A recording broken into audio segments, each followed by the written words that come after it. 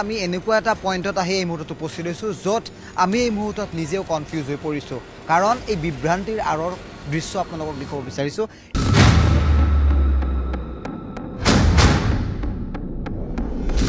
আমি পাহাৰৰ টিলাৰ পৰা আৰু এটা কয়লা ডিপু দেখিবলৈ সক্ষম হৈছোঁ মাত্ৰ 5টা দিন পূৰ্বলৈকে ইয়াত কাম কাজ চলি আছিল যতেই গৈছোঁ তাতেই কিন্তু আমি এনেকুৱা ধৰণৰ দৃশ্য দেখিবলৈ সক্ষম হৈছোঁ যে একোটা কয়লা খনি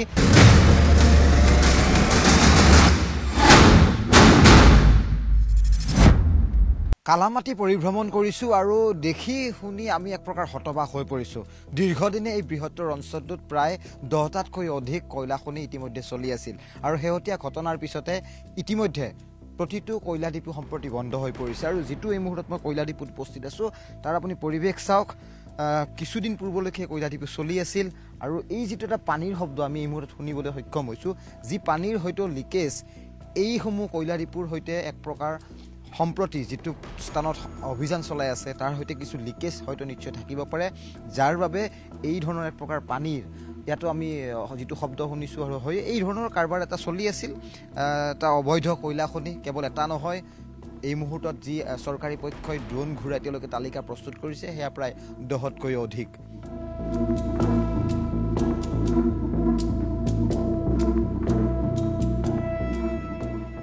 কালামাটিৰ এয়া দ্বিতীয়টো কয়লা ডিপু য'ত এই মুহূৰ্তত আমি বিচাৰি উলিয়াবলৈ সক্ষম হৈছোঁ আৰু কৈছোঁ যে এনে ধৰণৰ একাধিক কিন্তু কয়লা ডিপুত মাত্ৰ 5টা দিন পূৰ্বলৈকে ইয়াত কাম কাজ চলি আছিল কিন্তু শেহতীয়া ঘটনাৰ পিছতে আটাইকেইটা কয়লা ডিপু বন্ধ হৈছে আৰু একাংশ যি শ্ৰমিক থাকে সেই শ্ৰমিকসকলে ইয়াত দীৰ্ঘদিনে বাহৰ পাতি আছিল কিন্তু সেইসকল শ্ৰমিকো বৰ্তমান ইয়াৰ পৰা অন্তৰ্ধান হৈছে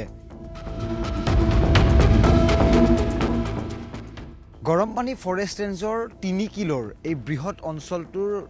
এক প্ৰকাৰ পৰিচিত ঠাইৰ নাম হৈছে কালামাটি বিশেষকৈ কয়লা ইয়াত উপলব্ধ হোৱাৰ বাবে কালামাটিৰ নামটো ইয়াৰ এক প্ৰকাৰ চিনাকি হৈ পৰিছে আৰু কালামাটিৰ প্ৰায় বৃহত্তৰ অঞ্চলটোত প্ৰায় 5-6খনকৈ পাহাৰেৰে আৱৰা যি স্থানৰ এই কালামাটিৰ একাংশ দোকান পোহাৰেৰে এখন গঢ়ি উঠিছে সৰু বজাৰ যি বজাৰত একাংশ লোকৰ পয়ভৰ ঘটে তাৰ কাৰণটোৱে হৈছে যে ইয়াত কয়লা উপলব্ধ আৰু যিসমূহ কয়লা ডিপু এই মুহূৰ্তত চৰকাৰে চিনাক্ত কৰিছে আটাইবোৰ অবৈধ বুলি এই মুহূৰ্তত প্ৰমাণিত হৈছে কিন্তু একাংশ শ্ৰমিকে ইয়ালৈ আহি তেওঁলোকে উপাৰ্জনৰ পথ বাছনি কৰিছিল যি কালামাটিত শেহতীয়া ঘটনাৰ পিছতে কিন্তু এক প্ৰকাৰ শান্ত নৰম এক প্ৰকাৰ খালী হৈ পৰিছে এই কালামাটি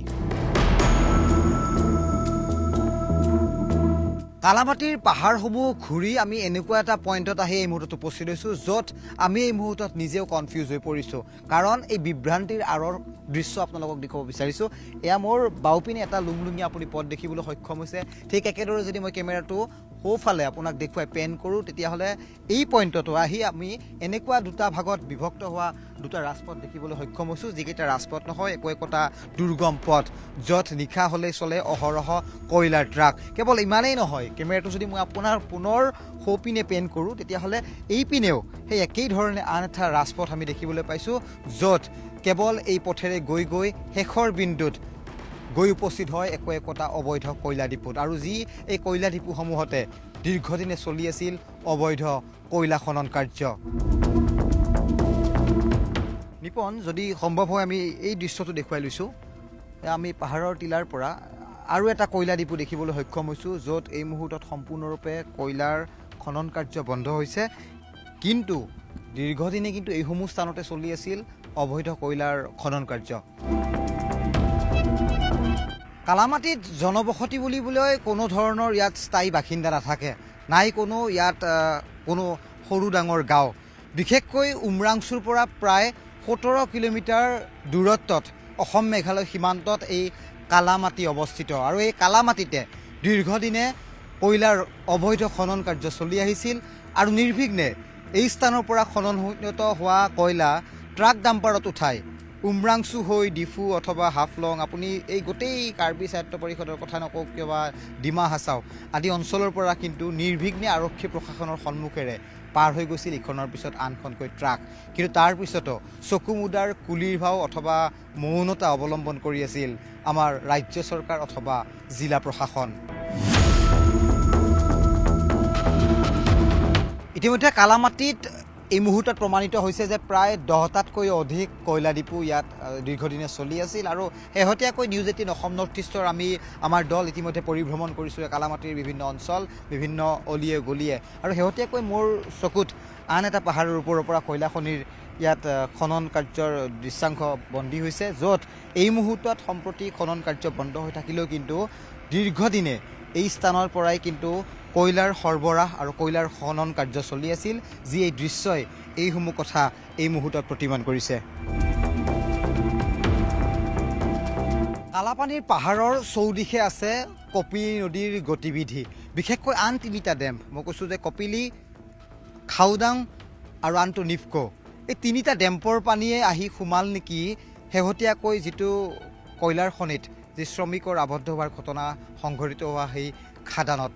কাৰণ চৌদিশে পানীময় পৰিৱেশ আৰু পাহাৰৰ টিলাৰ পৰা শ্ৰমিকসকলে কয়লা খনন কৰি কৰি গৈ এনেকুৱা এটা লিকেজত গৈ তেওঁলোকে খুন্দা মাৰিল হয়তো যাৰ বাবে ডেম্পৰ পানী এতিয়া সোমাইছে কয়লাৰ ডিপুসমূহত আৰু এই মুহূৰ্তলৈকে সেই ডিপুৰ পানী এক প্ৰকাৰ নিষ্কাশন অথবা সিঁচিবলৈ বাৰম্বাৰ বাধাৰ সন্মুখীন হৈছে আৰক্ষী প্ৰশাসন তথা অভিযানকাৰী দলে কিন্তু এই মুহূৰ্তলৈকে কোনো এজন শ্ৰমিকৰে তাত নাই কোনো সুংসূত্ৰ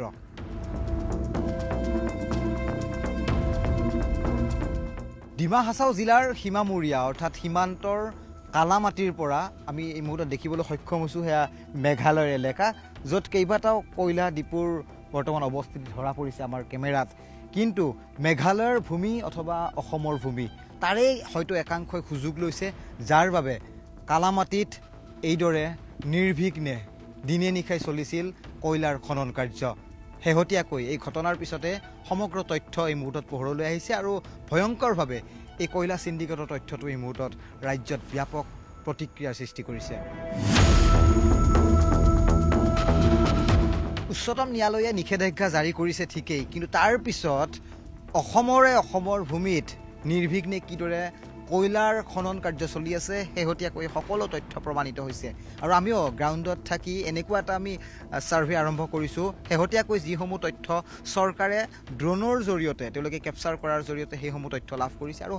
শেহতীয়াকৈ আমিও এই গোটেই ঠাই পৰিভ্ৰমণ কৰিছোঁ লুংলুঙীয়া পথেৰে আমিও আগবাঢ়িছোঁ আৰু য'তেই গৈছোঁ তাতেই কিন্তু আমি এনেকুৱা ধৰণৰ দৃশ্য দেখিবলৈ সক্ষম হৈছোঁ যে একোটা কয়লা খনি য'ত অসমৰ ভূমিতে ডিমা হাছাওৰ এই ঠাইত দীৰ্ঘদিনৰ পৰা চলি আছিল এই কয়লাৰ সিন্ডিকেট আৰু এই সিন্ডিকেট কোনে চলাইছিল তাৰ টকা কাৰ জেপত সোমাইছিল এতিয়া তাকে লৈ সাহস হ'বনে নাই চৰকাৰে সমগ্ৰ বিষয় তদন্ত দিবলৈ এই ধৰণৰ বিষয়ক লৈ কিন্তু এই মুহূৰ্তত বিৰোধীয়ে কৰিছে তীব্ৰ সমালোচনা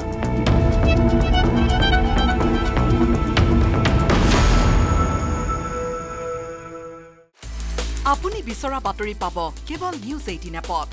নিউজ 18 এপ ডাউনলোড কৰিবলৈ স্ক্যান কৰক এই QR কোড গুগল প্লে ষ্টৰতো পাব এই নিউজ 18 এপ